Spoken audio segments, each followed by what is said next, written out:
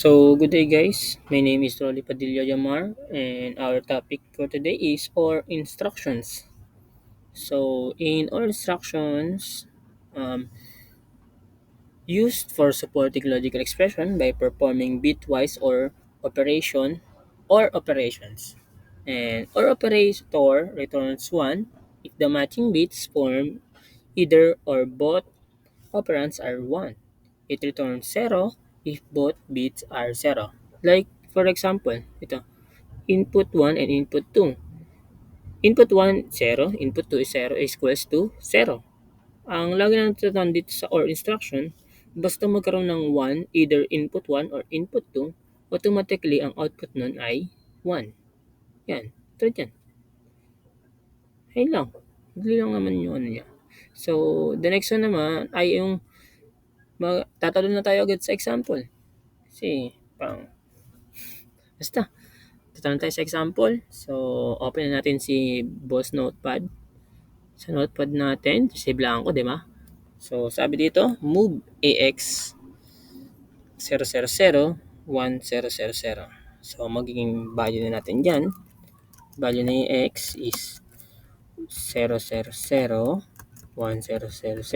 Ang value naman ni BX, magiging 1000 and 1100.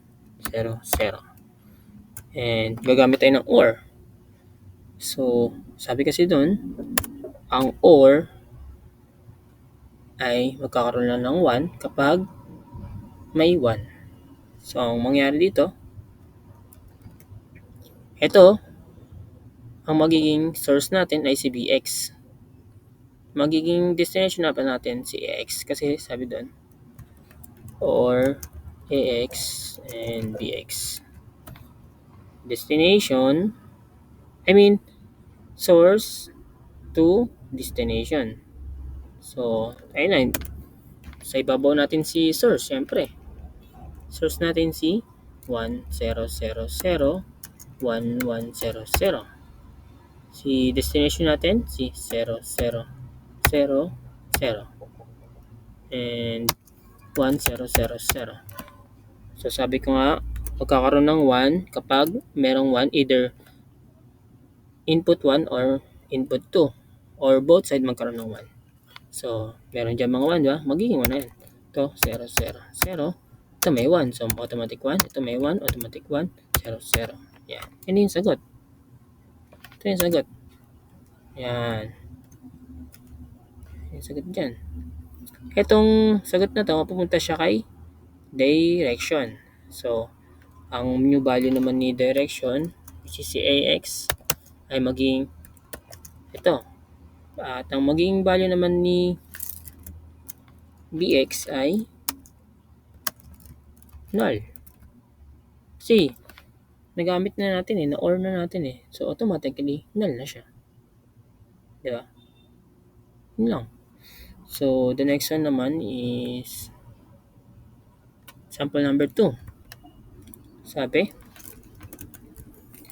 move AX value naman natin dito sa next example, AX value niya is 1010. Tapos ang value naman ni BX is 11000. 100. So sa gumamit na naman ng or AX to BX yan.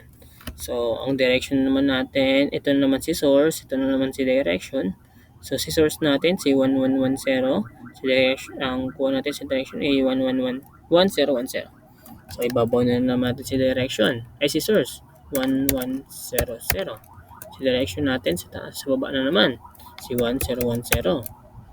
So sabi ko nga magkakaroon ng 1 kapag merong 1 either input 1 or input 2.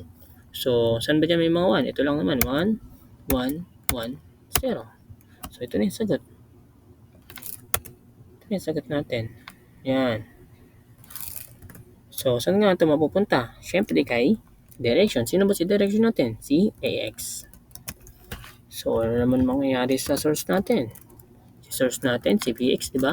So magiging null. Kasi ginamit na natin eh. Kaya automatically, null na siya. So, ayun lang. Thank you.